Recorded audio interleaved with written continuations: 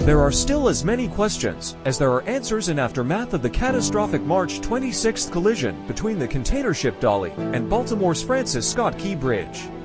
Investigators continue to probe the disaster, which knocked out the busy Port of Baltimore, claimed the lives of 6 migrant workers who were still on the bridge when it collapsed, and has prompted concerns about how vulnerable America's sea bridges are to the increasingly massive ships that pass under them. Meanwhile, the political response to the tragedy has gotten pretty ugly, including some baseless and racist attacks on Baltimore officials. Below is a roundup of some of the smartest commentary and analysis on the collapse and what it means from engineers, maritime experts, pundits, and others. The bridge rests on 4 supports, 2 of which sit each side of the navigable waterway. It is these 2 piers that are critical to protect against ship impacts. And indeed, there were 2 layers of protection, a so-called dolphin structure made from concrete, and a fender. The dolphins are in the water about 100 meters upstream and downstream of the piers. They are intended to be sacrificed in the event of a wayward ship, absorbing its energy and being deformed in the process, but keeping the ship from hitting the bridge itself. The fender is the last layer of protection. It is a structure made of timber and reinforced concrete placed around the main piers. Again, it is intended to absorb the energy of any impact. Fenders are not intended to absorb impacts from very large vessels. And so when the MV Dali, weighing more than 100,000 tons, made it past the protective dolphins, it was simply far too massive for the fender to withstand.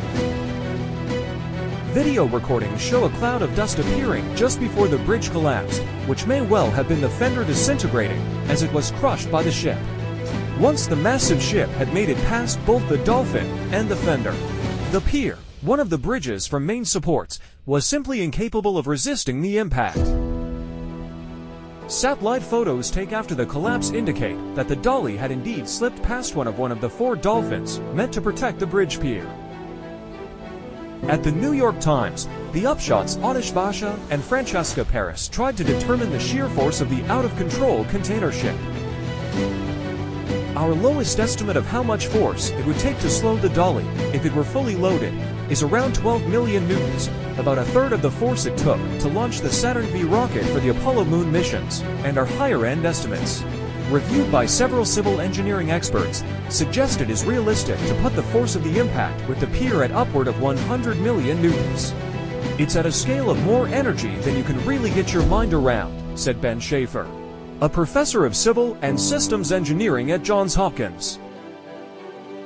Experts disagreed on whether it was reasonable for any bridge pier to withstand a direct collision with a massive container ship. Depending on the size of the container ship, the bridge doesn't have any chance, said Niato Okini, a professor of engineering at the University of Maryland. He said that Baltimore's Key Bridge had been performing perfectly before this accident occurred, and that he thought 95 to 99% of bridges would be damaged if such a container ship were to strike them. But Sharif El-Tile, an engineering professor at the University of Michigan who reviewed our calculations, said it was feasible to design a pier that would stay standing after such an impact. If this bridge had been designed to current standards, it would have survived. Modern bridges, designed in the age of ultra-large shipping containers, are typically built with stronger piers or protection systems around the piers that can either absorb or deflect the force of ship collisions. But the Key Bridge was completed in 1977, when standards were different and ships were far smaller. The Francis Scott Key Bridge was designed in the early 1970s. Construction started in 1972, and it opened to traffic in 1977. This preceded the 1980 collapse of the Sunshine Skyway in Florida, which was caused by a ship collision, similar to what happened in Baltimore. That bridge collapse led to the initiation of research projects that culminated in the development of a U.S. guide specification in 1991 that was updated in 2009. A pier protection system was installed when the Sunshine Skyway Bridge was rebuilt, and it has been used on numerous other bridges. The same approach is currently being applied by the Delaware River and Bay Authority at a cost of $93 million to protect the piers of the Delaware Memorial Bridge.